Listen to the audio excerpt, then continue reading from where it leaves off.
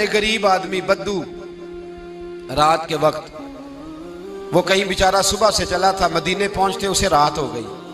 اس نے ڈرتے ہوئے نا خیمہ باہر لگا لیا. جہاں رات ہوئی نا آدھی رات ہو گئی، 1-2 بجے سمجھ لے پہنچا مدینے، تو اس نے باہر نے خیمہ لگا لیا. بیوی اس کی امید سے تھی، بچے کی ولادت کا وقت قریب آ گیا، بیمار ہو گئی. اس نے خیمہ لگایا، بیوی اندر ہے. حضرت عمر فاروق گشت پہ تھے رات کو، ساتھ ایک غلام تھا. حضرت عمر فاروق رضی اللہ تعالیٰ عنہ کہنے لگے وہ آگ جل رہی ہے تھوڑی سی، پتہ کرو کون ہے.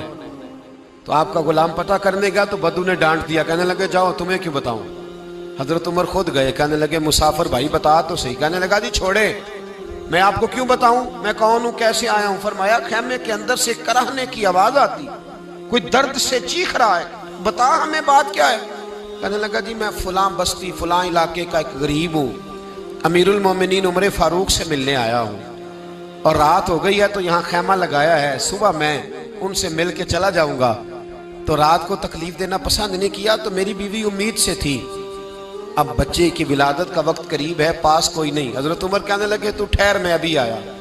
چہرے پہ نقاب ہے، اسے بتایا نہیں میں ہی امیر المومنین. عمر دوڑے گئے، اپنی زوجہ سے کہنے لگے اگر تجھے بہت بڑا اجر مل رہا ہو تو حاصل کرے گی.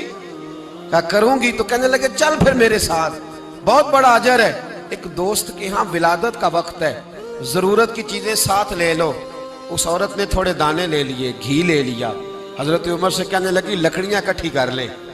امیر المومنین کونسلر کی بات نہیں بتا رہا آپ کو، میں آپ کو ایم پی اے کی بات نہیں بتا رہا، ایم این اے کی بات نہیں بتا رہا، جو 10 گاؤں کو ملا کے چیئرمین بنا اس کی بات نہیں بتا رہا. اس کی بات بتا رہا ہوں جو 22 لاکھ مربع میل کا حکمران ہے.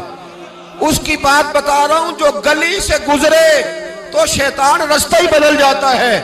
اس کی بات بتا رہا ہوں جس کے بارے میں میرے مصطفیٰ کریم صلی اللہ تعالیٰ علیہ وآلہ وسلم نے فرمایا میرا عمر تو وہ ہے کہ 950 سال حضرت جبریل بھی اس کی شان بیان کریں تو عظمت ختم نہیں ہوتی.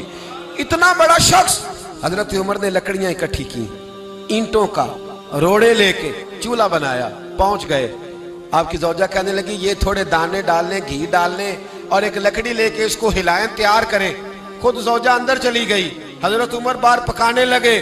وہ بدو کہتا ہے میں اس طرح کا ان کے ساتھ بہیو کرنے لگا جیسے کو کسی چوکیدار کے ساتھ نہیں کرتا. میں نے سمجھا یہ عمر نے چوکیدار رکھے آنے جانے والے مہمانوں کا. میں کبھی پانی کا پیالہ مانگتا، کبھی کوئی بات، عمر دوڑے جاتے، کبھی پانی لاتے. او مسلمانوں، او میرے رسول کے غلام عزیزو، حضرت عمر فاروق. وہ غلام کہتا ہے میں عمر سے کہتا، میں کہتا غلام پانی لا تو عمر دوڑ کے پانی لاتے. میں کہتا تجھے گھی پکانا بھی آتا ہے، پہلے بھی کبھی پکایا ہے؟ تو عمر فرماتے کوشش تو کر رہا ہوں. میں کہتا پہلے بھی کبھی تیری بیوی نے یہ کام کیا ہے؟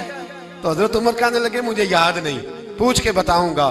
کہتے ہیں کیا رنگ تھا، کیا انداز تھا، کیا مصطفیٰ کی تربیت تھی، کیا انداز حضور نے سکھائے غلاموں کو. یہ کس طرح کا امیر ہے کہ یہ ہنڈیاں پکا رہا ہے، پھونکے مار رہا ہے ایک غریب کے لیے، دیہاتی کے لیے جسے جانتے بھی نہیں. اندر اس شخص کی بیوی کے ہاں بیٹا پیدا ہوا تو حضرت عمر کی بیوی اندر سے بول کے کہنے لگی امیر المومنین مبارک ہو، آپ کے دوست کے ہاں بیٹا پیدا ہوا ہے. جب کہا نا امیر المومنین مبارک ہو تو وہ شخص کہتا ہے میرے ہاتھ کانپنے لگے اور میں اس طرح دوڑا کہ میری پگڑی گر گئی. میں دوڑا تو عمر نے بلایا، کہا کدھر جاتے ہو؟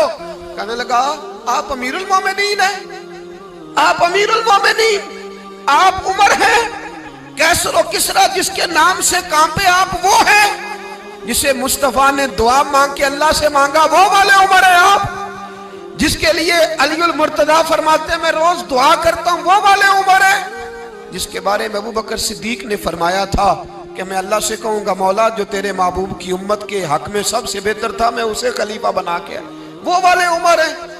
عمر امیر المومنین کی بیوی وہ تو خاتون اول ہوتی ہے، وہ تو ملکہ ہوتی ہے، اور تیری بیوی دائی بن کر ایک غریب کے بچے کے پاس بیٹھی رہی ولادت کے وقت. عمر امیر المومنین ہو کے تیری داڑھی ساری دھومے سے بھر گئی تو ڈیوٹی کرتا رہا. تو سیدنا عمر رو پڑے اور اس بدو کو سینے سے لگا کے کہنے لگے تجھے پتہ نہیں تو کہاں آیا ہے؟ اس شہر کا پتہ ہے؟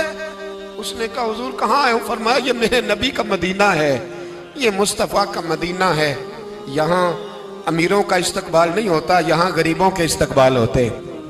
یہاں حضور نے اس اسٹیٹ پہ میرے رسول پاک نے وہ والا رنگ دیا ہے کہ اب غریب سر اٹھا کے جینے لگے ہیں، اب مزدوروں کو عزتیں ملنے لگی ہیں، اب یتیموں نے سر اٹھا لیا ہے کہ ہمارا کوئی سننے والا